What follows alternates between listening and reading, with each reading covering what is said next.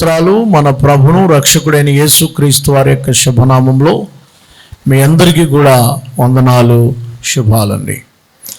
దేవుని మహాకృప చేత ఈ ఆదివారం ఈ రీతిగా ఆరాధించుకుని ఆయన సన్నిధిలో ఆయన గణపరిచేటువంటి గొప్ప భాగ్యము ప్రభువారు మనకు అనుగ్రహించారు.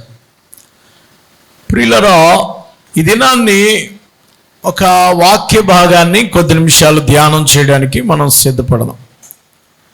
ద్వితీయోపదేశ కాండము 11వ అధ్యాయంలో,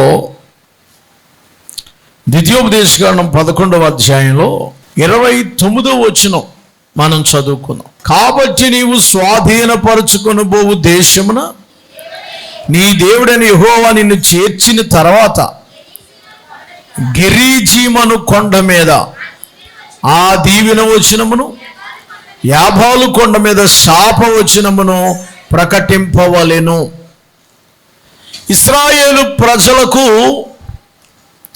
దేవుడు ఒక వాగ్దానం చేశాడు. మీరు పాలు తేనెలు ప్రవహించు దేశమైన కానాను వెళ్ళిన తర్వాత మీరు ఏం చేయాలంటే యోర్దాను నది దాటుతారు. యోర్దాను నది దాటిన తర్వాత 2 కొండలు కనబడతాయి మీకు. అవి పెద్ద కొండలు, పొడుగాటి కొండలు, పాలస్తీనా దేశంలో సెంటర్లో ఉంటాయని ఒక వ్యాఖ్యానకర్త రాశాడు. అయితే ఇక్కడ మీరు చూస్తే కొండలు ఎక్కడున్నాయి? 30వ వచనంలో అవి యోర్దాను అవతల సూర్యుడు అస్తమించు మార్గము వెనక మోరేలోని సుందూర వృక్షములకు దావున గిల్గాలకు ఎదురుగానున్నవి, నున్న ఆరాబులో నివసించు కానానీయుల దేశమందున్నవి. మీరు కానాను దేశంకి వెళ్ళినప్పుడు 2 కొండలు కనబడతాయి. 2 కొండలు. ఈ కొండల పేర్లు గుర్తుపెట్టుకోవాలి. మీరు ఏ కొండ మీద ఉంటారో, ఏ కొండకి చెందినవారు. దేవుడు 2 కింద విభజించాడు. ఈ 2 కొండలపై ఏం పేరు? ఆ కొండల పేరు అంటే గెరీజీము. అందరూ అనండి, గెరీజీం. ఏ కొండ అండి? గెరీజీము అనే ఈ కొండ ఇలా ఇంత పొడుగు ఉంటుందంట. 32 కిలోమీటర్లు, 34 కిలోమీటర్లు పొడవును ఉంటాయంటే 2 కొండలు. అంటే ఇలా పొడుగ్గా ఉంటాయి. ఈ కొండ ఈ పక్కన, ఈ కొండ ఈ పక్కన. ఈ కొండ పేరు ఏం పేరు? యాబాలు. ఏ కొండ అండి? యాబాలు. ఈ పక్కన గెరీజీము, ఈ ప్రక్కన యాబాలు అనే కొండ. ఈ గెరీజీము కొండ ఈ ప్రక్కన ఉంది యోర్దాను అవతలకి వెళ్ళిన తర్వాత. యాబాలు కొండ ఈ పక్కన ఉంది. ఈ 2 కొండల మధ్యన సేవకులు నిలబడతారు. కొండ దాటిన తర్వాత ఈ కొండల మీద మీరు ఏం చేయాలంటే 26వ వచనం చదవండి. 26వ వచనం. చూడుడి, నేను మీ ఎదుట దీవెనమును శాపమును పెట్టుచున్నాను. నేడు నేను మీకు ఆజ్ఞాపించి మీ దేవుడైన యెహోవా ఆజ్ఞలు మీరు వినిన ఎడల దీవెనయు, మీరు మీ దేవుడైన యెహోవా ఆజ్ఞలు వినక నేను మీకు ఆజ్ఞాపించిన మార్గం విడిచి మీరు ఎరగని ఇతర దేవతలు అనుసరించిన ఎడల శాపమును మీకు కలుగును. ఒకటేమో దీవెనల కొండ, ఇంకో కొండేమో శాపాల కొండ. దీవెన కొండ ఏమో పేరేమో గెరీజీం, శాపాల కొండ పేరేం పేరు? యాబాలు. ఇప్పుడు 2 ముక్కల కింద అయిపోవాలి. ఈ గెరీజీం అనే మాటకి అర్థం ఏంటంటే విభాగించుట, కట్ ఆఫ్. మరి 2 ముక్కలు చేయటం గెరీజీం అనే మాట. ఇంకొక వ్యాఖ్యానం, ఇంకొక అర్థం ఉంది. గెరీజీంలోనట పచ్చని తోటలు ఉంటాయండి. గెరీజీము ఆశీర్వాదానికి సూచనగా ఉంది. గెరీజీము గ్రీనరీ. గెరీజీము కొండ ఎంతో పళ్ళుతో, ఫలవృక్షాలతో ఎంతో చక్కని కొండగా గెరీజీము కనబడతా ఉంది. ఈ ప్రక్క కొండకి వెళితే ఇది యాబాల్ అనే మాటకు అర్థం ఏంటంటే డ్రై, ఎండిపోయిన కొండట. ఏమీ లేదు, మోడుబారిపోయిన కొండ, చిగురింపు లేని కొండ, శాపాల కొండిది. మనం ఎక్కువగా గెరీజీము కొండ వైపే చూస్తాం. యాబాలు కొండను ఇష్టపడం. కారణం ఏంటనంటే గెరీజీము ప్రార్థనా మందిరం అని ఒక ఆయన పెట్టాడు. ఎందుకనంటే అది దీవెనలు కుమ్మరించే కొండ వైపు మనం చూడాలి. సో ఇక్కడ దేవుడు ఏం చెప్పాడంటే మోషేతోటి, ఇదిగో మీరు దీవెన వచనాలు రాయండి, శాప వచనాలు కూడా రాయండి. దీవెన వచనాలు రాసి దీవెన వచనాలు పలకడానికి యాబాలు కొండ ఎక్కించమన్నాడు. ఈ శాప వచనాలు పలకడానికేమో యాబాలు కొండ, దీవెన వచనాలు పలకడానికేమో గెరీజీము కొండ. సో ఇప్పుడు గెరీజీము కొండెక్కి ఎవరెవరు దీవెన వచనాలు పలకాలి, ఎవరెవరు శాప వచనాలు పలకాలి? గెరీజీము కొండ అనుభవంలోకి మనం రావాలి. ఈ గెరీజీము కొండలో నుంచి దేవుడు గెరీజీమును కోరుకున్నాడు. ఎందుకనంటే గెరీజీము నుంచి ఆయన ఆశీర్వదించబోతూ ఉన్నాడు. గెరీజీములో నుంచి దేవుడు దీవెన పలకబోతున్నాడు. ఈ ఆరాధనలో నుంచి దేవుడు మిమ్మల్ని ఆరాధన, ఇది గెరీజీము లాంటి ప్రదేశం. గెరీజీము ఒకదానికొకటి, గెరీజీము యాబాలు ఒకదానికొకటి ఎదురుగా ఉన్న కొండలే, ఒకదానికొకటి పక్కపక్కన ఉన్న కొండలే. కానీ గెరీజీములో ఆశీర్వాదము, యాబాలలో శాపం ఉన్నది. సో నీవు ఈ రెండు, దేవుడు ఏమన్నాడంటే ఈ రెండు మీ ఎదుట పెడుచున్నాను. 26వ వచనంలో, నేడు నేను మీ ఎదుట దీవెనయు శాప వచనాలు కూడా పెడుతున్నాడు. రెండు పెడుతున్నాడు 26వ వచనంలో, దీవెన వచనాలు, శాప వచనాలు. 11వ అధ్యాయం 1 నుంచి 12వ వచనం వరకు దీవెన వచనలే. 13వ వచనము నుండి 25వ వచనం వరకు శాప వచనాలు. 11వ అధ్యాయం 1 నుంచి ఇజ్రాయెల్ దేశం వెళ్ళిన తర్వాత ఎలాగెలా ఉంటుందో దీవెన వచనాలు ఉన్నాయి. తర్వాత 11వ అధ్యాయము 13వ వచనం నుంచి శాపాలు రాశాడు. ఇంకా ముందుకు తీసుకువెళ్తాను, మీకు ఇంకా డెప్త్కి వెళ్దాం, లోపలికి వెళ్దాం. 27వ అధ్యాయం ద్వితీయోపదేశకాండం చూడు. మోషేకి దేవుడు ఏం చెప్పాడు చూడండి. 27వ అధ్యాయం 1వ వచనములో, మోషేయు ఇశ్రాయేలీయుల పెద్దలను ప్రజలతో ఇట్లనిరి, నేడు మీకు విధించుచున్న ధర్మమును మీరు ఆచరింపవలెను. మీ దేవుడైన మీకు ఇచ్చుచున్న దేశమును ప్రవేశించినట్లు మీరు యొర్దాను దాటు దినమున పెద్ద రాళ్ళు నిలబెట్టి వాటి మీద సున్నము పూసి, నీ పితరుల దేవుడైన యెహోవా నీతో చెప్పినట్లు నీ దేవుడైన యెహోవానికి ఇచ్చుచున్న పాలు తేనెను ప్రవహించు దేశమున ప్రవేశించుటకు నువ్వు ఏరు దాటిన తర్వాత ఈ ధర్మశాస్త్ర వాక్యములన్నీ వాటి మీద వ్రాయవలెను. మీరు యొర్దాను దాటిన తర్వాత నేడు మీకు ఆజ్ఞాపించినట్లు ఈ రాళ్లను యాబాలు కొండ మీద నిలవబెట్టి వాటి మీద సున్నము పూయవలెను. అక్కడ నీ దేవుడైన యెహోవాకు బలిపీఠము కట్టవలెను. ఆ బలిపీఠము రాళ్లతో కట్టవలెను. వాటి మీద ఇనుప పనిముట్టు పడకూడదు. చెక్కని రాళ్లతో నీ దేవుడైన యెహోవాకు బలిపీఠం కట్టి దాని మీద నీ దేవుడైన యెహోవాకు దహన బలులు అర్పించవలెను. మరియు నీ సమాధానం అర్పించి అక్కడ భోజనము చేసి నీ దేవుడైన యెహోవా సన్నిధిని సంతోషించవలెను.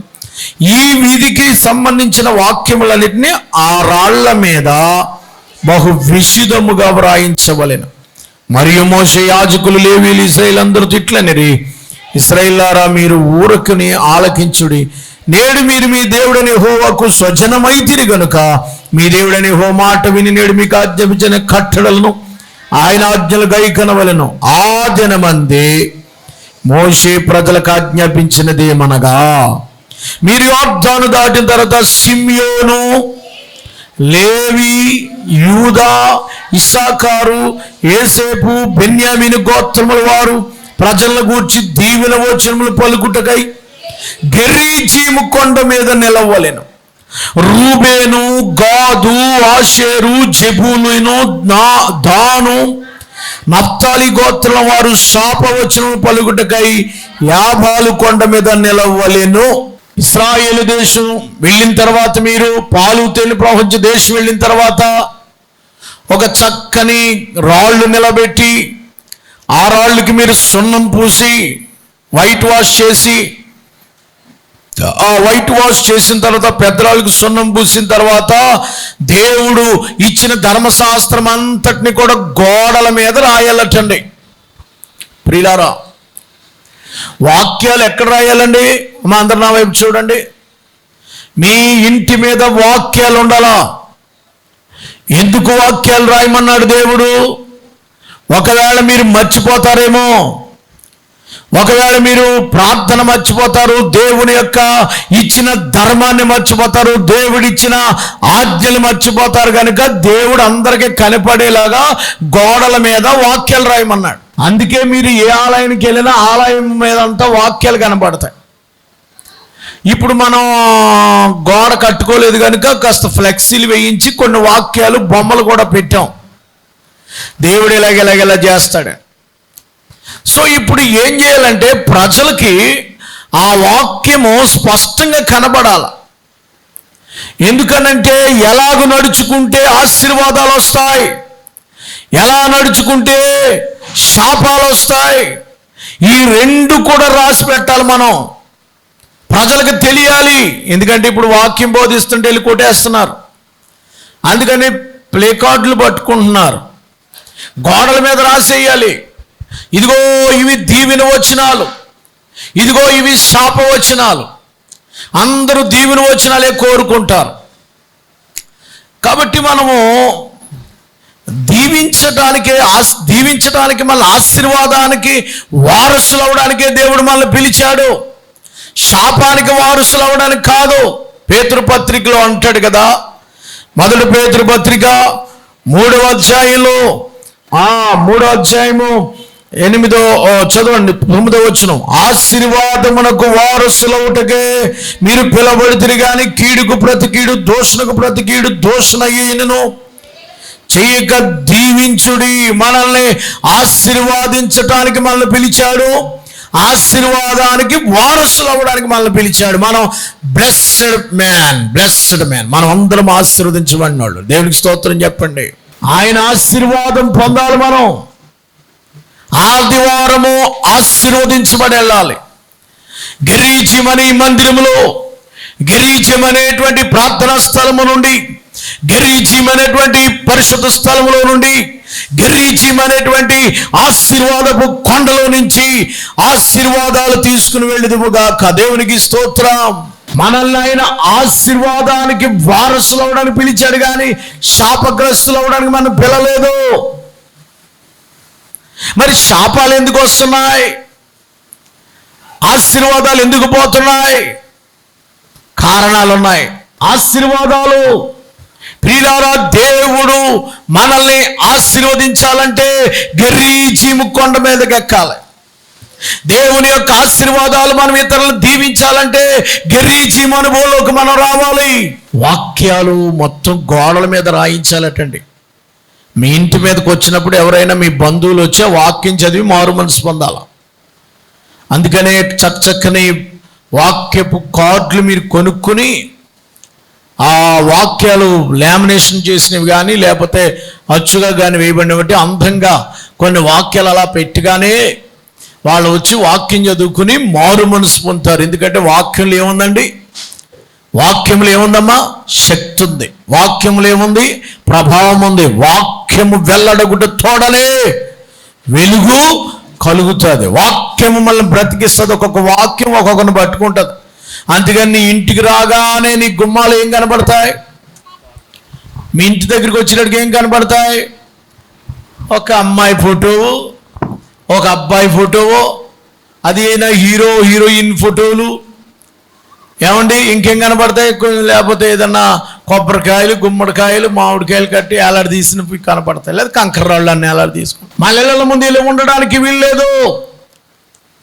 దేవుడు ఆది యందు వాక్యం ఉండెను, వాక్యాలు వ్రాయించమని చెప్పాడు దేవుడు. నిలవబెట్టి తెల్లని. అందుకనే కొంతమంది వాక్యాలు వ్రాస్తూ దేవుని సువార్త ప్రకటించారు. చాలా అద్భుతమైన పరిచర్య చేశారు. అద్భుతమైన పరిచర్య. వాక్యము మనల్ని బ్రతికించేది. ఇప్పుడు గోడల మీద సున్నం వేసి వైట్ వాష్ వేసి యెహోవా ఇచ్చినటువంటి దీవెన వచనాలు ప్రక్కన, శాప వచనాలు ప్రక్కన వ్రాయమని దేవుడు చెప్పాడు.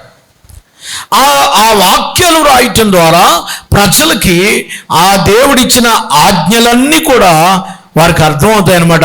చూడండి, మీకు 27వ అధ్యాయం ద్వితీయోపదేశకాండం 27వ అధ్యాయం 3వ వచనంలో, నీ పితరుల దేవుడైన యెహోవా నీతో చెప్పినట్లు నీవు నీ దేవుడైన యెహోవా నీకు ఇచ్చుచున్న పాలు తేనె ప్రవహించే దేశం ప్రవేశించుటకై 7 దాటిన తర్వాత ఈ ధర్మశాస్త్ర వాక్యములన్నిటినీ, దేవుని వాక్యాన్ని గోడల మీద రాయాలి.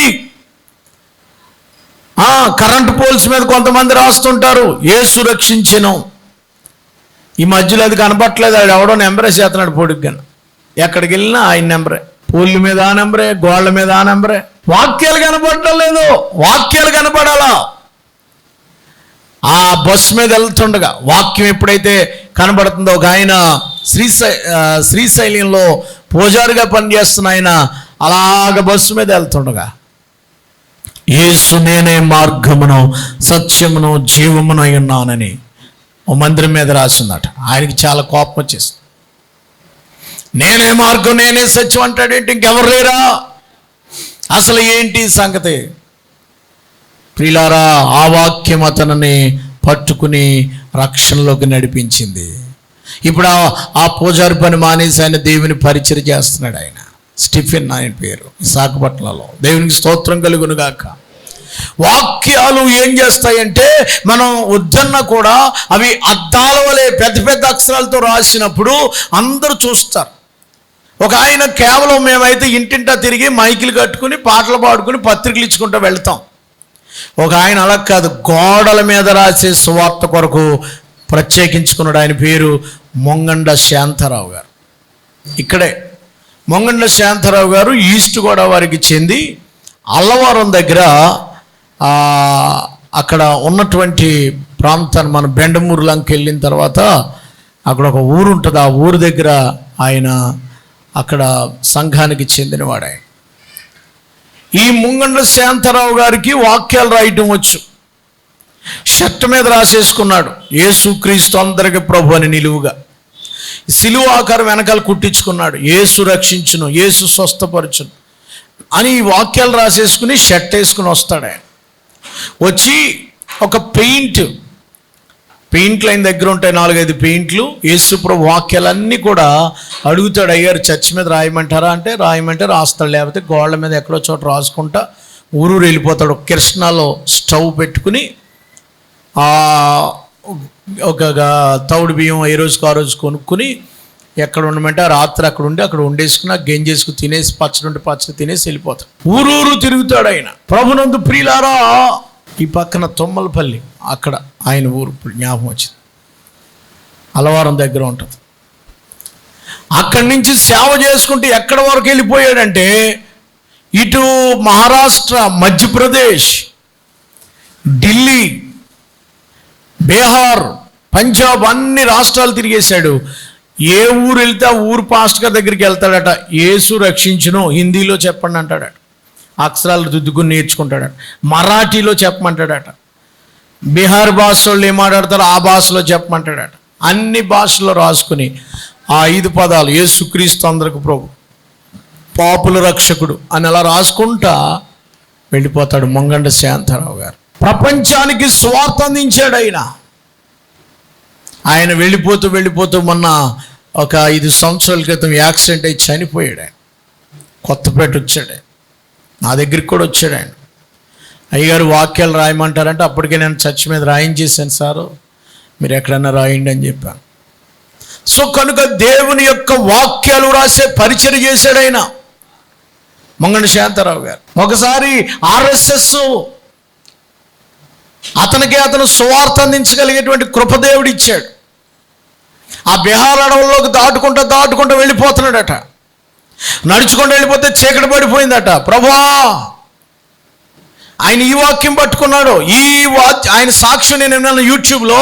27వ అధ్యాయంలో దేవుని వాక్యాలు గోళ్ళ మీద రాయమని దేవుడు చెప్పాడని ఆయన పరిగెత్తుకుని వెళ్ళిపోతుంటే రాత్రి సమయంలో క్రేక అరణ్యంలో అలిసిపోయి అతను పడుకున్నాడట. ప్రభు అక్కడ ఇలాగ రౌండ్గా శ్రద్ధతోటి మార్కు పెట్టుకుని సొతతో గీసుకుని ఇందులో నేను పడుకుంటున్నాను నాయన, నువ్వు నాకు కాపలా ఉండమని దేవునికి ప్రార్థన చేసుకుని పడుకుని నిద్రపోయాడు. తెల్లవారేటప్పటికి ఎండ తగులుతుందంటే సుర్రుమని 8 గంటల టైంలో టక్కన లేచాడు. ఆయన నడుచుకుంటూ వెళ్తున్నాడు. ఎండ బాగా 2 రోజులైంది, భోంచేసి నడుచుకుంటూ వెళ్తున్నాడు. ఏ ఊరు ఆ ఊరు వాక్యాలు రాయటమే.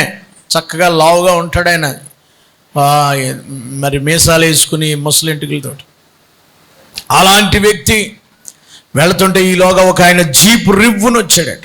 రివ్వునొచ్చి ఎదరికెళ్ళిపోతున్నాడు. ఎవరో జీపు, అడవిలో జీపు వచ్చింది. మళ్ళీ వెనక్కి వచ్చి అతను ఎవరని పట్టుకున్నారు. కారు ఎక్కమన్నారట. ఎక్కేసాడట. ఎక్కగానే ఎదరికి తీసుకెళ్ళిన తర్వాత, ఈ అడవిలో ఏం చేస్తున్నావు, ఎవరు నువ్వు అని అంటే, అయ్యా నేను దేవుని సేవకుడినండి, ఇది ఇలా వాక్యాలు రాసుకుంటాక ఎదరు ఊరు వెళ్తున్నానండి, ఎక్కడ ఊరితో కనబడుతుందని వెళ్తున్నానండి, నాకు తెలియక అడవిలోకి వచ్చేసానని అన్నాడు. సరే మరి అయితే నీ దేవుడైతే నీకు దేవుడైతే గొప్ప దేవుడైతే నిన్ను నడిపించాలి కదా, ఈ ఎండలో ఎందుకు నడిపిస్తున్నాడు దేవుడు, నీకు సాయం చేయాలి కదా నీకు అని అంటే, అవునండి సార్, నేను మిమ్మల్ని ఏమన్నా చెయ్యాపి ఎక్కుతానని అడిగానా, మీరే కదా వెనక్కి వచ్చి నన్ను ఎక్కించుకున్నారు. ఈ రాత్రంతా ఎక్కడున్నావు నువ్వు, ఈ అడవిలో పడుకున్నావా, పులులు తిరుగుతున్నాయి. జస్ట్ అతను పడుకున్న పక్కనే పులి చుట్టూ తిరిగి వెళ్ళిపోయిందట, అడుగులు ఉన్నాయంట అక్కడ. దేవుడు అతను ఆ రాత్రి కాపాడాడు. దేవునికి స్తోత్రం చెల్లిద్దాం. ఇక్కడ పులులు తిరుగుతున్నాయి. ఎలా పడుకున్నావా, ఆశ్చర్యంగా ఉందో మాకు. ఎదరికి వెళ్ళిన తర్వాత ఒక హోటల్ వచ్చిందంట. ఆ హోటల్లో అతను టిఫిన్ చేస్తామని అడిగారట. తింటానన్నాడట. ఓ చపాతీలు కాల్చి పెడుతున్నారు, ఇడ్లీలు పెడుతున్నారట. చపాతీ మీద చపాతీ తినేసాడు. ఇంకా తింటామంటే ఇంకా తింటాను అన్నాడట. ఎందుకంటే 2 రోజులైంది భోంచేసిన తర్వాత అతనికి విజిటింగ్ కార్డు ఇచ్చి, నువ్వు ఎప్పుడన్నా పూణే వస్తే మా ఊరు వచ్చి మా మేడ మీద పడుకో అన్నాడు. అక్కడ పడుకుని వాక్యాలు రాయి అన్నాడట. పూనా నుంచి వచ్చిన. ఇంతకే ఆ విజిటింగ్ కార్డులో ఉందంట RSS ప్రెసిడెంట్ అని ఉందంట. ఈ జీపులో ఎక్కించి ఆ ఊళ్ళో దింపింది. ఊరు వచ్చిన తర్వాత దింపింది ఎవరంటే RSS ప్రెసిడెంట్ మొంగండ్ల శాంతారావు గారిని దేవుడు భారతదేశంలో వాక్యాలు రాయడానికి ఏర్పాటు చేసుకున్నాడు. సరే నేను ముందుకు వెళ్తున్నాను. మన ఇళ్లలో వాక్యాలు కనపడుతున్నాయా లేదా బొమ్మలు కనపడుతున్నాయమ్మా? నీ ఇళ్లలో దేవుని వాక్యాలు ఉండాలా.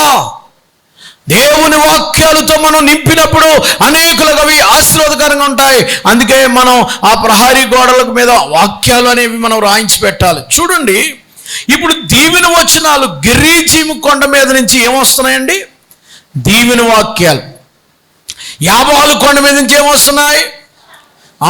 దీవెన వాక్యాలు ఎవరు పలకాలి? చూడండి 27వ అధ్యాయం 11వ వచనం. 27వ అధ్యాయం 11వ వచనంలో, ఆ దినమందే మోషే ప్రజలకు ఆజ్ఞాపించినదేమనగా, మీరు యోర్దాను దాటిన తర్వాత సిమియోను, లేవి, యూదా, ఇస్సాకారు, యోసేపు, బెన్యామీను గోత్రముల వారు ప్రజలను గూర్చి దీవెన వచనాలు పలుకుటకై గెరీజీము కొండ మీద నిలవలన. మా దీవెన వచనాలు పలకటకట. దేవునికి స్తోత్రం కలుగును గాక.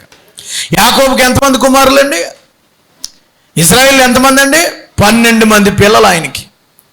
12 మంది కుమారుల్లో 2 ముక్కలు చేశాడు. ఇప్పుడు 12 మంది కుమారుల్ని 6గురినేమో గెరీజీము కొండ ఎక్కమన్నాడు, 6గురినేమో యాబాలు కొండ ఎక్కమన్నాడు. ఇప్పుడు దీవెన వచనాలు పక్కకి వెళ్తామా, శాప వచనాలు పక్కకు రావాలని కోరుకుంటాం మనం? చెప్పండి. 6గురేమో దీవెన వచనాలు పలకడానికి, 6గురేమో శాపవచనాలు పలకడానికి. అమ్మా, మీరు దీవెన వచనాలు పలికే స్థానంలోకి వెళ్తారా, శాపవచనాలకు వెళ్తారా? మాట్లాడట్లేదు. మనము దీవించబడ్డానికి పిలవబడ్డాం. గెరీజీము కొండ నుంచి దీవెనలు వస్తాయి. మనము దీవించడానికి పిలవబడ్డాం, దీవించబడడానికి పిలవబడ్డాం. మనం దీవించబడిన తర్వాత అనేకులు మనం దీవించాలా. దేవునికి స్తోత్రం. దేవుడు అబ్రహామును పిలిచి 12వ అధ్యాయంలో ఒక మాట చెప్పాడు. ఆదికాండం 12వ అధ్యాయంలో, నువ్వు ఎవరిని దీవిస్తావో నేను వారిని దీవిస్తాను, నువ్వు ఎవరిని శపిస్తావో వారు శపించబడతారు, నీకు అటువంటి ఆశీర్వాదం ఇస్తాను అన్నాడు దేవుడు. ఈ ధ్యాన సమయంలో దేవుడు నీకు అలాంటి ఆశీర్వాదం వచ్చును గాక. దేవునికి స్తోత్రం. మనము ఆశీర్వాదం పొందడానికి పిలువబడ్డాం, ఆశీర్వదించడానికి పిలువబడ్డాం. రెండు ఉన్నాయి. ఒకటేమో ఆశీర్వాదం పొందడానికి, ఆశీర్వదించడానికి. మీరు ఒకసారి ఆదికాండం 12వ అధ్యాయం చదివితే ఆ వాక్యం చాలా బాగుంటుందండి. ఆదికాండము 12వ అధ్యాయం ఒకసారి చదువుకుని మనం మరలా వెనక్కి వద్దాం. చదువుమా. 2వ వచనంలో, నేను నిన్ను గొప్ప జనముగా చేసి నిన్ను ఆశీర్వదించి నీ నామమును గొప్ప చేదు, నువ్వు ఆశీర్వాదమునందుదువు.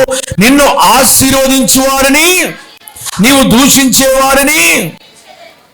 ప్రియులారా, నిన్ను ఎవరైనా ఆశీర్వదిస్తారు. నీవెవరినైనా దూషిస్తే వారు దూషించబడతారు.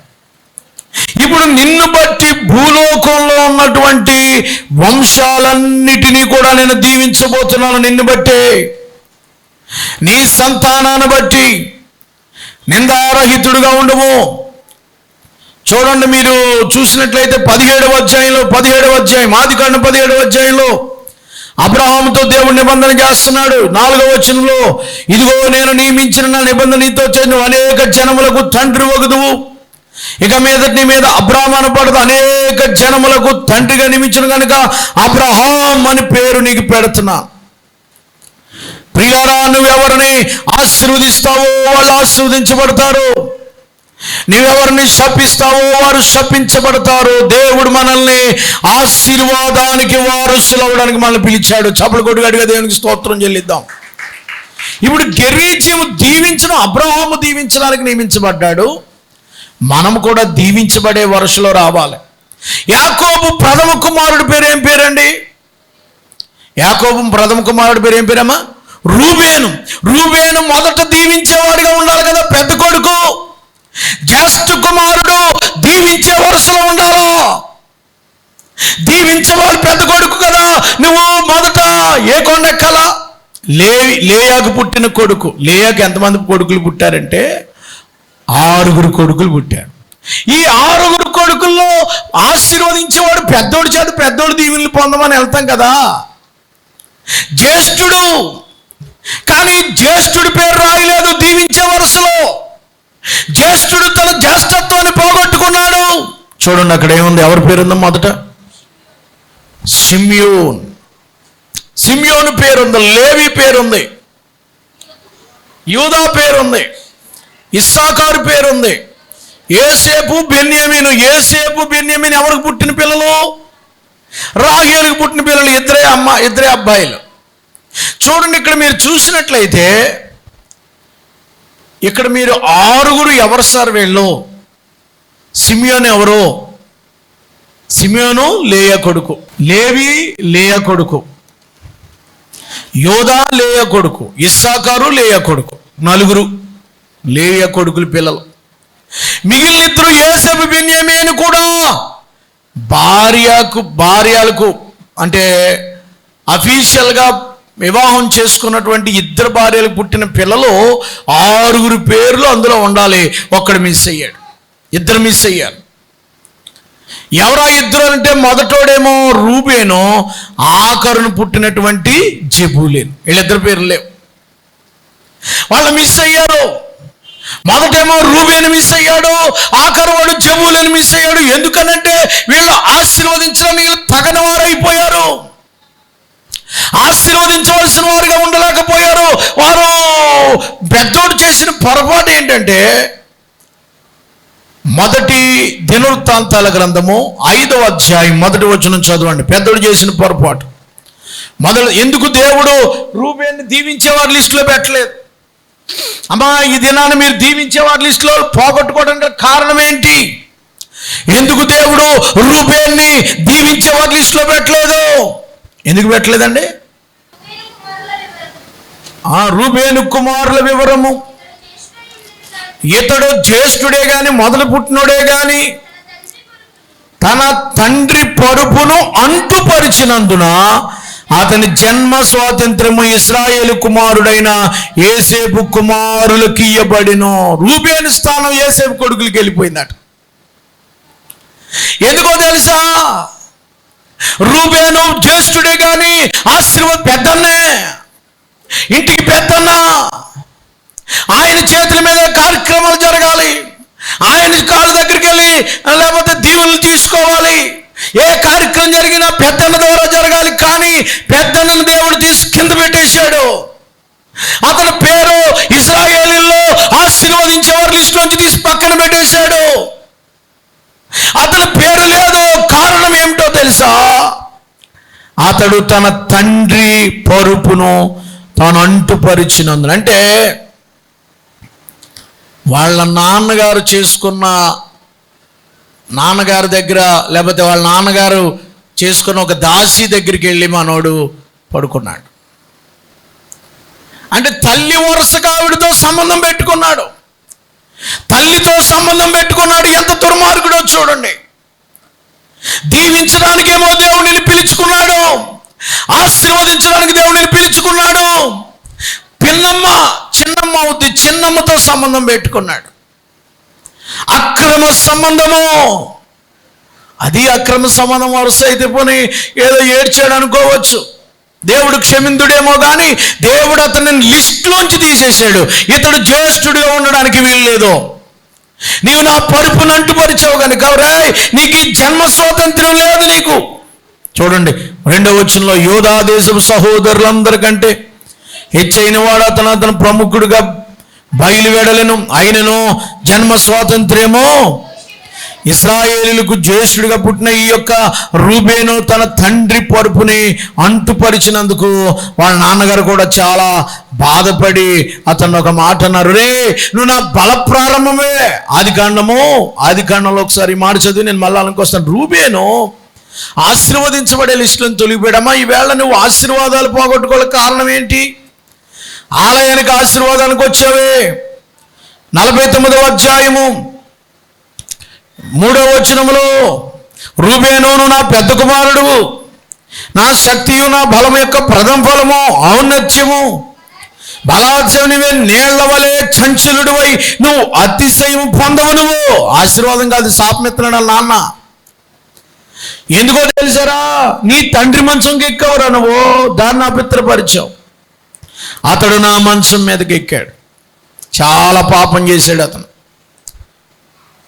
ప్రియారా, దేవునికి విరుద్ధమైనటువంటి పాపము ఇశ్రాయేల్లో జరిగింది కనుక ఆశీర్వాదం పోగొట్టుకున్నాడు, జన్మ హక్కు పోగొట్టుకున్నాడు.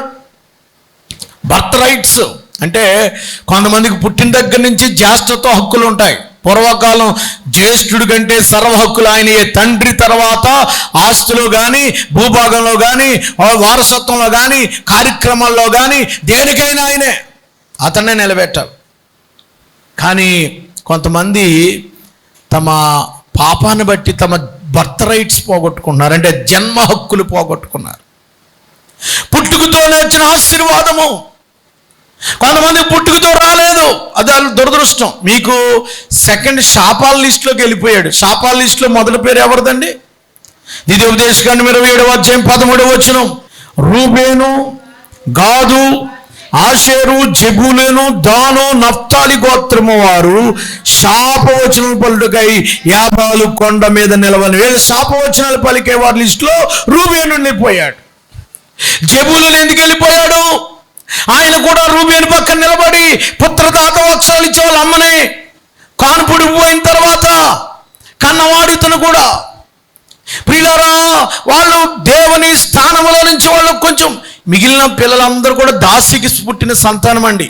మిగిలిన 4 కూడా దాసికి పుట్టిన వాళ్ళే. ఎవరో గాదు కానీ, ఆషేరు కానీ, జెబూలూను కానీ, దాను కానీ, జెబూలూను కాదు, దాను, నఫ్తాలి, వీళ్ళు 4 కూడా దాసులు పుట్టినోళ్ళు. కాబట్టి వాళ్ళు పుట్టిన దగ్గర నుంచి దాసులు పుట్టారు కనుక వాళ్ళకి ఎలాగూ ఆశీర్వచనాలు పొలటానికి అర్హత లేకుండా పోయింది, జన్మ హక్కు లేదు వాళ్ళకి. కానీ రూబేనుకి జన్మ హక్కు ఇవ్వబడింది. రూబేనుకి ఆశీర్వదించడానికి అర్హుడే. నా బల ప్రారంభం నువ్వు, నా బలాతిశయురా నువ్వు, నా మొదటి జీన్స్ నువ్వే కదరా. నా యవ్వన కాలం ముందు పుట్టిన కుమారులు బలవంతుని చేతిలో బాణముల వంటి వాడవైన నీవు నా పరుపును అంటుపరిచావు. అందుకనే నేను నిన్ను చంచలుడు అయింటావు, నీకు ఏ ఆశీర్వాదం ఉండదు. రూబేను వంశం శపించబడం గల కారణం అతడు చేసిన పాపం.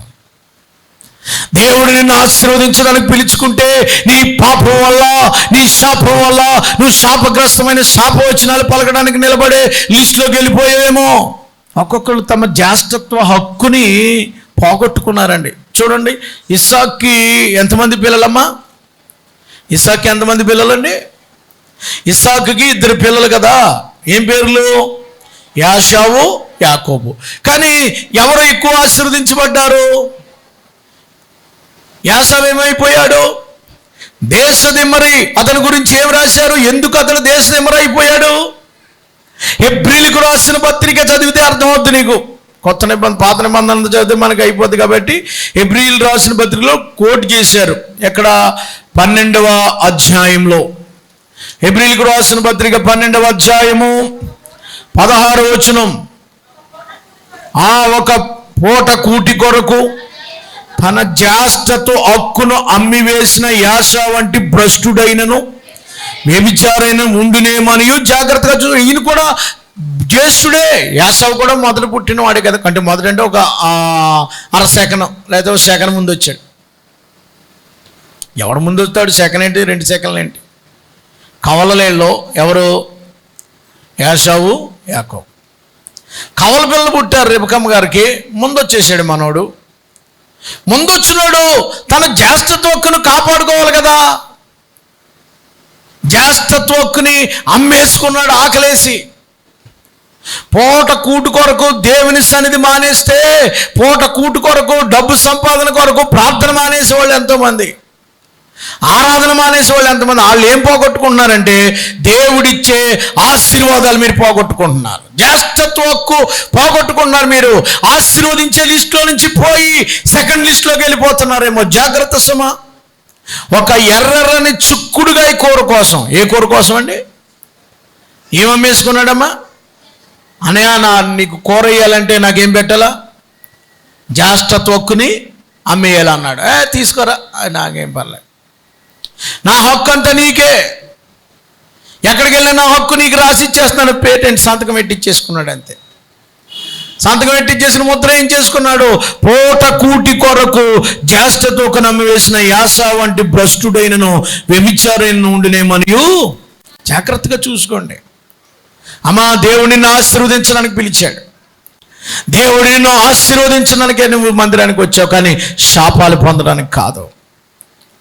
ఎందుకు నీ ఆశీర్వాదాన్ని పోగొట్టుకుంటున్నావు? ఎందుకు నువ్వు శాపగ్రస్తమైన జీవితంలోకి వెళ్ళిపోతున్నావు తెలుసా? దేవునికి విరుద్ధమైన పని చేస్తున్నావు నువ్వు. కొరింథీ సంఘం కూడా ఇలాంటి జరిగింది. కొరింథీ సంఘంలో జరిగింది. కొత్త నిబంధనలో కూడా ఇలాంటి పని జరిగింది. రూబేన్ చేసినటువంటి పాపం చేశారు వాళ్ళు. మొదటి కొరింథీయులకు రాసిన పత్రికలో చూడండి. సంఘంలో ఇలాంటి వాళ్ళు ఉంటుండగా సంఘం సంతోషిస్తుందంటే కులుకుతుందంట సంఘం. ఎంత దారుణమైన సంఘం. కొరింథీ ఎంత కలుషితం అయిపోయిందంటే భయంకరమైనటువంటి పరిస్థితిలోకి వెళ్ళిపోయింది కొరింథీ సంఘం. ప్రియ దేవుని బిడ్డలారా, 5వ అధ్యాయం 1వ వచనం. మొదటి కొరింథీయులకు రాసిన పత్రిక 5వ అధ్యాయం 1వ వచనం. మొదటి కొరింథీయులకు రాసిన 5వ అధ్యాయం 1వ వచనం. మీలో జారత్వం ఉన్నదని వదంతో ఒకటి వినపడింది నాకు. అమ్మ, పౌలు గారికి ఉత్తరం వచ్చిందంట. కొరింథీలో నానా జాతులు ఉన్నాయి. కొరింథీలో గ్రీస్ దేశస్తులు ఉన్నారు, యూదులు ఉన్నారు, హెల్లేనీలు ఉన్నారు. సంఘం మంచిది కట్టబడింది, కానీ అప్పుల్లో ఉన్నాడు, కేఫా ఉన్నాడు. ఆ సంఘంలో 3 గ్రూపులు ఉన్నాయంటండి. ఒకడేమో అప్పుల్లో వాడు, నేను అప్పుల్లో వాడు, నేను కేఫా, మాది ఇది, మా తెగిది, మా జాతి ఇది అనుకుంటున్నారంటే. ఈ సంఘంలో ఒక దారుణమైన సంఘటన జరిగింది. ఏంటది? మీలో ఒకడు తన తండ్రి భార్యను, ఇటువంటిది జారత్వం అన్ని జనులనైనను జరగదు, ఇట్లుండి మీరు ఉప్పొంగుచున్నారే గాని ఇలాంటి కార్యం చేసిన వాడు మీలో నుండి వెలివేసిన వారు కాదు. నేను దేహముగా దూరంగా ఉన్న ఆత్మవిషయంలో సమీపంగా ఉండి మీతో కూడా ఉండినట్లుగా ఇట్టి కార్యములాగా నెరవేర్చే వారికి ఇదివరకే తీర్పు తీర్చున్నాను. జాగ్రత్త సుమా. మీలో ఒకడు తన తండ్రి వరస. జాగ్రత్త, శాపగ్రస్తులు అవుతారండి మీరు. కొరింథీ సంఘంలో ఇలాంటి జరిగిందంట. సంఘంలో ఇలాంటి జరిగిన వాళ్ళు వెలేసేమన్నాడు దేవుడు. సంఘంలో ఎలా ఉండాలి? ఎవరు శాపగ్రస్తులు అవుతారు పాస్టర్ గారు? ఎలా ఉండాలి? ఏ వచనాలు రాయమన్నాడు చెప్తే మీకు అర్థం అవుతుంది. నేను ముగించేస్తాను. ఇప్పుడు శాప వచనాలు పలకటే లిస్టులోకి వెళ్ళడానికి కారణం ఏంటి? తన తండ్రి పరుపుని ఏం చేశాడమ్మా? అంటుపరిచాడు రూబేన్. యాషావు జ్యేష్ఠత్వమును పోగొట్టుగల కారణం ఏంటి? దేశదిమ్మరి అయిపోవడం కారణం ఏంటి చెప్పండి. పెద్దోళ్ళందరూ తప్పులు చేస్తూ వచ్చారు. తన జ్యేష్ఠత్వ హక్కును ఏం చేసుకున్నాడమ్మా? కూర కోసం అమ్మేశాడు. తర్వాత ఆశీర్వాదాలు పొందుకోరి అవి సంపాదించుకోలేకపోయాడు. మీరు కయ్యోను హేబేలు కూడా చూడండి. కయ్యోను ఎవరు? పెద్దోడా చిన్నోడా? ఏమైపోయాడు కయ్యోను? దేశదిమ్మరి ఉంటుంది. 4వ అధ్యాయం చదువుకోండి, ఆదికాండం 4వ అధ్యాయం. కయ్యోను దేశదిమ్మరి. అతను కూడా తన జ్యేష్ఠత్వ హక్కుని పాడు చేసుకున్నాడు. మనల్ని జ్యేష్ఠులుగా పిలిచాడు దేవుడు. మనల్ని ఆశీర్వదించడానికి మనల్ని పిలిచాడు. మనల్ని ప్రథమంగా రక్షించుకున్నాడు. నీ హక్కును పోగొట్టుకున్నావు. నీ పాపాన్ని బట్టి దేవుడు నీకు ఇచ్చిన ఆధిక్యతను పోగొట్టుకుని నీ పాపాన్ని బట్టి దేవుడు నిన్ను ఆశీర్వదించడానికి పిలిచాడు. ఇతరులను ఆశీర్వాదం పొందడానికి పిలిచాడు. ఇతరుల్ని ఆశీర్వదించడానికి పిలిచాడు. ఆశీర్వాదాలు అనుభవించడానికి మనల్ని పిలిచాడు తప్ప శాపాలు కాదండి. ఎవరికి శాపాలు? ఏం రాయమన్నాడు? శాప వచనాలు చూడండి ఒకసారి. 27వ అధ్యాయం. నేను త్వరగా టైం అవుతుంది కనుక ముగిస్తానండి. ద్వితీయోపదేశకాండం 27వ అధ్యాయం 15వ వచనంలో ఏమండి? ద్వితీయోపదేశకాండం 27. ఎవరు శాపగ్రస్తులు? ఎవరికి శాపాలండి? మీరు ఒక మాట అనాలి. యాబాలు కొండ మీద నా వైపు చూడండి అందరూ ఒకసారి. దేవునికి స్తోత్రం చెప్పండి. ఇక్కడ యాబాలు కొండ మీద నుండి శాపవచనాలు పలకాలి. ఎవరో శాపగ్రస్తులు? 15వ వచనం చూడండి. శాపగ్రస్తులు ఎవరో చెప్పి ముగిస్తాం.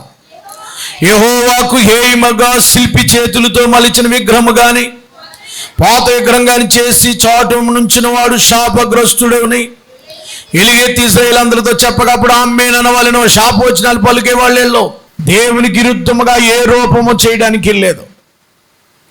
మీళ్ళల్లో మీరు ఇంకొక రూపం పెట్టుకుని ఆ లోపల ఒక ఫోటో పెట్టుకుని అక్కడ దండం పెట్టడానికి వీల్లేదు. మన దేవుడు ఆత్మైన దేవుడు. ఆయనకే రూపం పెడతారు మీరు. దేవుని స్వరూపాన్ని ఎద్దు రూపానికి మార్చడానికి వీల్లేదు. దేవుని రూపాన్ని గడ్డిమే ఎద్దు రూపమునకు మార్చివేసిరి 106 కీర్తనలో ఉంటుంది. టైం లేదు ఇప్పుడు. దేవునికి విరుద్ధముగా మీరు పోత పోసినది ఏది కూడా మీరు చేసుకోవడానికి లేదు. మీరు ఏ రూపాన్ని చేయడానికి లేదు. అది యేసు ప్రభు ఎలా ఉంటారని మీరు ఫోటో పెట్టడానికి కూడా వీల్లేదు. యేసు ప్రభు అలా ఉంటారు మీకు ఎలా తెలుసు? మీరు చూసారా? మీకు ఆయన అలా ప్రత్యక్షమయ్యాడా? లేదు కదా. ఆయన రూపం మనం ఇంకా చూడలేదు. ఆయన ఇంకా ఎవరు చూడలేదండి. ఎలా చూస్తాం మరి? యోహాను పత్రికలో రాశాడు. మీకు ఆ డౌట్ క్లియర్ అవడానికి ఒక మాట రిఫరెన్స్ ఇస్తాను చూడండి. 1 యోహాను పత్రిక 3వ అధ్యాయము 2వ వచనం. ప్రియులారా, ఇప్పుడు మనము దేవుని పిల్లలమైన మనం ఇక ఏమోదు అది ప్రత్యక్షపరచబడలేదు కానీ ఆయన ప్రత్యక్షమైనప్పుడు ఆయన ఉన్నట్టుగానే ఆయన చూదుము కనుక మనం ఆయనను పోలి ఇందుమని ఎరుగుదుము. ఆయన ప్రత్యక్షమైనప్పుడు ఎలా ఉన్నాడో అలాగే చూస్తాం. ఆయన ప్రత్యక్షమవుతాడు. మనకి త్వరగా రాబోతున్నాడు. చూడండి ఎవరు శాపగ్రస్తులండి? అమ్మా ఒకసారి చూడండి.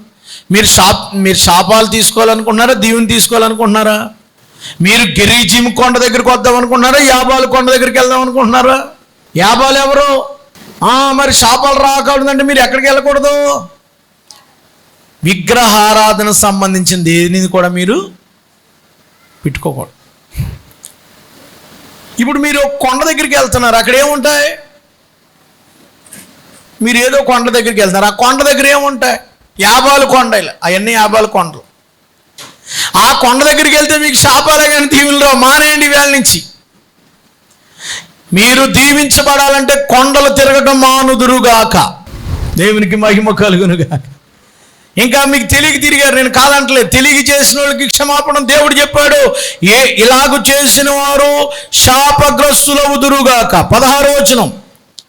తండ్రినైనను తల్లినైనా నిర్లక్ష్యం చేసిన వాడు శాపగ్రస్తులని చెప్ప ప్రజలందరూ ఆనండి. తన తండ్రిని తల్లి నిర్లక్ష్యం చేయవాడు శాపగ్రస్తుడగును గాక.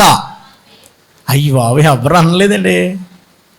శాపాలు మాత్రం అన్న రాకూడదు కానీ తల్లిదండ్రి మాత్రం చూడరు మీరు. బైబిల్లో ఏముంది? తన తల్లిని కానీ తండ్రిని కానీ నిర్లక్ష్యం చేసినాడు ఏమవుతాడు? మీ అమ్మగారు మీ నాన్నగారు బతికుంటే వాళ్ళని నిర్లక్ష్యం చేయకండి. వెళ్ళి వాళ్ళని కొంచెం చూడండి, వాళ్ళని పలకరించండి, వాళ్ళ కాలనాపాలను చూడండి. బాగున్నావా, ఎలా ఉన్నావు, బాధ పెట్టకండి వాళ్ళని.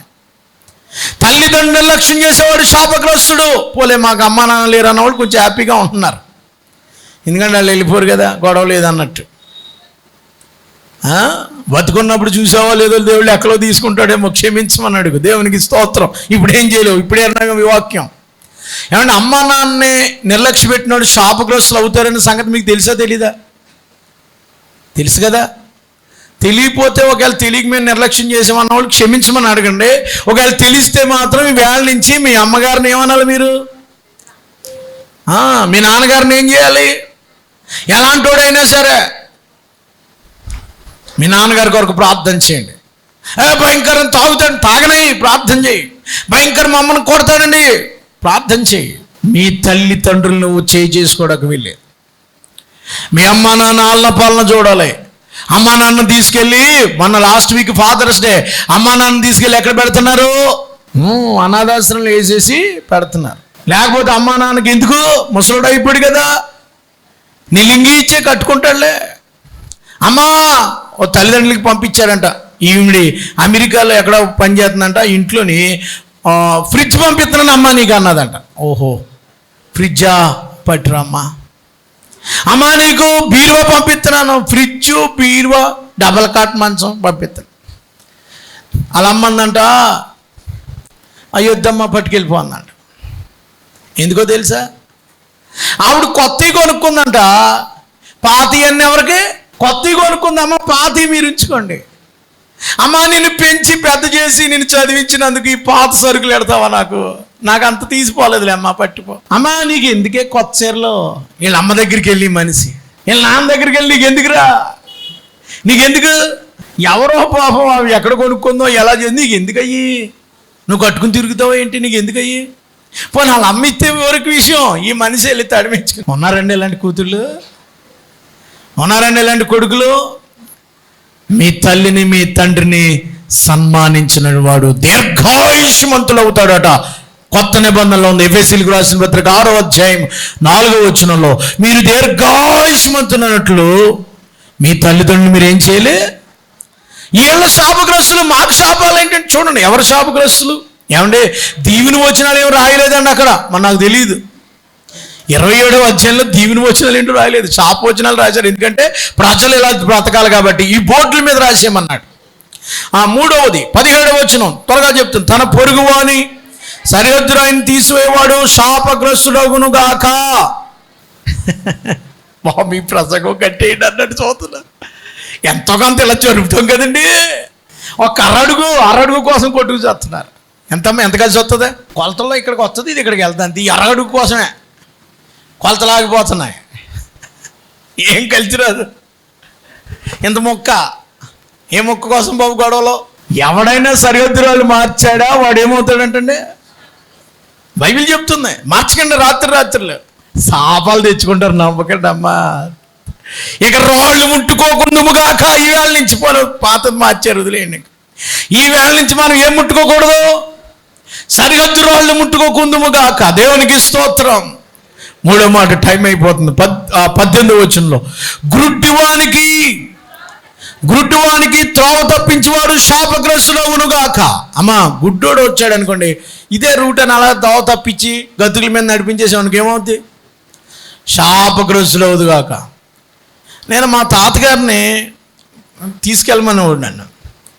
ఈ కర్రట్టుకుని బాబు లైన్గా తీసుకెళ్ళమంటే ఆ గొప్పుల మీద తీసుకెళ్ళి చూడండి. మా అత్తమ్మ చెప్పిందాక, బాబు నువ్వు అలా చేయకూడదు, బైబిల్ ఇలా ఉంది కదా అన్న. అప్పుడు నానేసాను. దేవునికి స్తోత్రం. నాకు తెలియదు అప్పుడు, సరదాగా ఏడిపించడానికి లైన్గా తీసుకెళ్ళమన్నవాడు అడ్డంగా తీసిపోయేవాడిని. బాబు నువ్వు తీసుకెళ్ళగా, చిన్నోడు తీసుకెళ్తాడు, సంటి బాబు నాకు కావాలనేవాడు. ఆయన్ని ఏడిపించడానికి అలాగా తాతయ్య కదా ఆట పట్టించడానికి చేసేవాడు నేను. గుడ్డివాడికి ఏం చేయకూడదటండి చెప్పండి? గుడ్డోళ్ళకి ఏం చేయకూడదు? తావు తప్పించేవాడు. టైం లేదు, ముందుకు వెళ్తున్నాను చూడండి. 20వ వచనం, తన తండ్రి 19వ వచనం, పరదేశికి కానీ తండ్రి లేనికి కానీ విధవరాలకు కానీ న్యాయము తప్పి తీర్చువాడు శాపగ్రస్తుడవును గాక. ప్రజలందరూ ఆమేన్ అంటలేదు, అది మాత్రం మీరు అంటలేదు. అదే నేను అన్నాను, దేవుడు మీ కుటుంబాలను దీవించును గాక అన్నాను, టక్కడ నేతారు. అదే అన్నాను నేను. ఇది కూడా ఉంది ఇక్కడ. దయచేసి మార్చుకోండి అమ్మా. ఆశీర్వాదాలు కావాలి, గెరేజీము కొండ కావాలి, గెరేజీము అంటున్నారు కదా. యాబాలు కొండ దగ్గర ఉన్నారు మీరు. ఇంకాను యాబాలు కొండ వదిలేయాలంటే, యాబాలు కొండ మనకు వద్దనుకుంటే, ఇదిగో పరదేశికి కానీ, విధవరాలకు కానీ, దిక్కు లేని వాళ్ళకి, తండ్రి లేని వాళ్ళకి కానీ న్యాయము అన్యాయం తీర్పు తీర్చొద్దు. ఎవడైనా తీరిస్తే వాడు శాపగ్రస్తుడే. తీర్చనివ్వండి, పర్లేదు. దరిద్రం వైపు డబ్బు లేదని ఇష్టం వచ్చినట్టు తీర్చనివ్వండి, వాడు శాపగ్రస్తుడు అవుతాడు. 19వ వచనంలో 20వ వచనంలో తన తండ్రి భార్యతో శయనించువాడు, తన తండ్రి కోకను విప్పువాడు కనుక వాడు శాపగ్రస్తుడగునని ప్రజలకు చెప్పినప్పుడు ప్రజలందరూ ఆమెను తండ్రి భార్యతో శయనించేవాడు శాపగ్రస్తుడవునుగాక. వావి వరుసలు లేకుండా తిరిగేవాడు శాపగ్రస్తుడవునుగాక. వావి వరుసలు లేకుండా వెళ్ళేవాళ్ళు. చూడండి, కిందకు వస్తే ఇంకా ఉందండి వరుసలు. 21వ వచనంలో ఏ జంతువుతోనైనను, 27వ అధ్యాయం చదవకుండా 28వ అధ్యాయం మీకు రాదు, వస్తుందా? కుదరదు. అందుకే 27వ అధ్యాయం ముందెట్టారు. 27వ అధ్యాయం దాటుకుని వస్తేనే 28వ అధ్యాయం ఆశీర్వాదాలు మీకు. చప్పలు కొట్టి దేవునికి స్తోత్రం చెప్పాలా. 27వ అధ్యాయంలో జంతువుతో శయనించేవాడు. ఎవరితోటండి? భయంకరమైన జంతు, పశువులతో వెళ్ళేవాళ్ళు. కుక్కలతో, నక్కలతో, ఈ పశువులతో, గేదెలతో, ఆవులతో పోయే దుర్మార్గులు. జంతువులతో శయనించేవాడు ఎప్పుడో రాశాడు పరిశుద్ధ గ్రంథంలో, అన్నీ తెలుసు. మానవ నేచరు భయంకరమైన నేచర్ అని, అలా చేయకూడదు క్రైస్తవుడైన వాడు. చప్పలు కూడా దేవునికి స్తోత్రం కలుగును గాక. 22వ వచనం తన సహోదరితో అనగా తన తండ్రి కుమార్తెతో గాని, తల్లి కుమార్తె అంటే అన్న చెల్లెలు వరుసతో వెళ్ళి, అన్న చెల్లి ఎవరితో చెప్పుకుంటారు? కాపుదల చేయవలసిన తండ్రి కూతురుతో వెళ్తుంటే ఎవరితో చెప్పుకుంటారు? 20 సంవత్సరాలు అదే పని చేశారు. ఒక గదిలో పెట్టేసి ఒక అమ్మాయిని, ఆ దుర్మార్గుడు. అన్నలు అదే పని. కాపుదల ఇవ్వాల్సిన చెల్లికి, తమ్ముడికి సెక్యూరిటీ ఇవ్వాల్సిన అన్నదమ్ములే ఆ ఇంట్లో పిల్లని పాడు చేస్తే ఎవరితో చెప్పుకుంటారు? అలాంటి వాళ్ళు భూమి మీద ఉండకూడదు, వాళ్ళ శాపగ్రస్తులు అవుదురుగాక. 23వ వచనం తన అత్తతో శయనించేవాడు చాలా దారుణం. నేను ఇవన్నీ చెప్పడానికి నాకే బాధగా ఉంది. 24వ వచనంలో చాటున తన పొరుగువాణిని కొట్టువాడు. ఏమంటే పొరుగువాడిని కొట్టేవాడు శాపగ్రస్తులు అవుతాడు. చాటును కొట్టకూడదు, మొక్కముగ్గా తేల్చుకోలేదన్నా ఉంటుంది. దొంగ దెబ్బ తీస్తాడు. అది చాటును అంటే ఏంటి? దొంగ దెబ్బ తీసేవాడు శాపగ్రస్తుడు. ఏదన్నా ఉంటే ముఖం మీద మాట్లాడాడు. ముందేమో తేనిగుండి మాట్లాడి వెనకాల గోతులు తవ్వుతాడు చూడండి. ముందేమో ఫ్రెండ్షిప్గా ఉండి కలిసిమెలిసినట్టుండి గోతులు తవ్వేవాడు ఏమవుతాడు? శాపగ్రస్తుడు. పొరుగువాన్ని చాటుగా నిందించేవాడు శాపగ్రస్తుడు అవుతాడు.